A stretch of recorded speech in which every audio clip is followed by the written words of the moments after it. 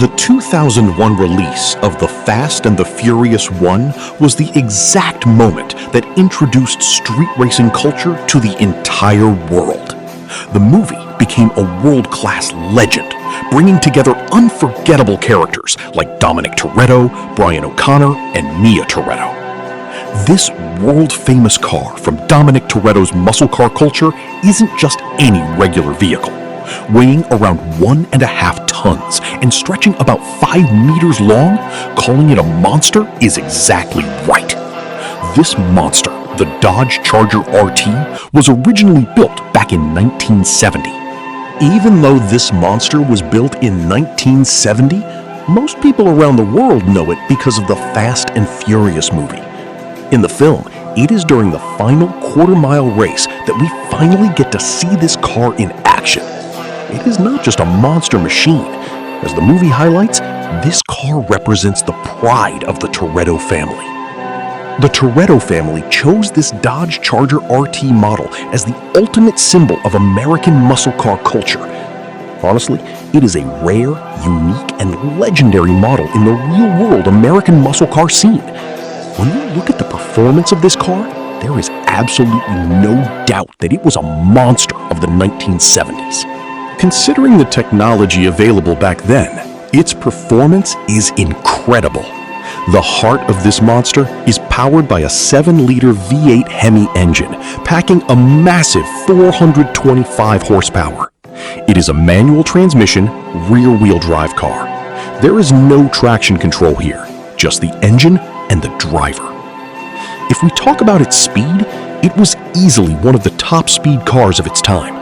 It could go from 0 to 60 miles per hour in just 5.2 seconds, and it was designed to hit a top speed of 240 kilometers per hour. The reason this car is called a monster is because its performance depends entirely on the driver and the driver's skill alone. If a driver knows how to control the car properly, they can drive it like a true beast. But if it's an unskilled driver, they are practically driving with their life on the line. The supercharger sticking out of the hood of this monster isn't just for show. It is a symbol of pure power. This monster literally breathes through this supercharger. Because it is essential for hitting that 240 kilometers per hour top speed, it was built protruding right out of the hood. In fact, this was the very first car model in American muscle car culture to feature a supercharger coming out of the hood. To Dominic Toretto, this Dodge Charger RT monster isn't just a machine.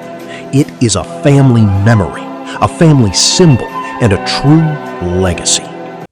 Another car that entered the Hot Wheels culture through the Fast and the Furious 1 is the GT3 RS Inspire, driven by Brian O'Connor.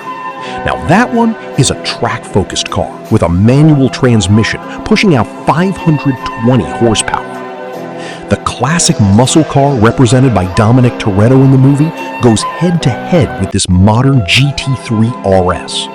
Just imagine the sheer power of this monster. Even though it is a 1970 product, think about how beautiful and classic this American muscle car culture is to be compared directly with a modern machine. The fact that it competes with such a modern car in the final race is the biggest proof of its legendary status.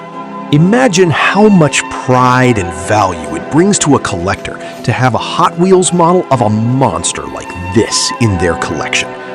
Collectors in countries with the biggest Hot Wheels fan bases, like the USA, Japan, the UK, and Brazil, give this specific car a massive amount of value. This is because the Hot Wheels company does not remanufacture these old classic car models once they are gone.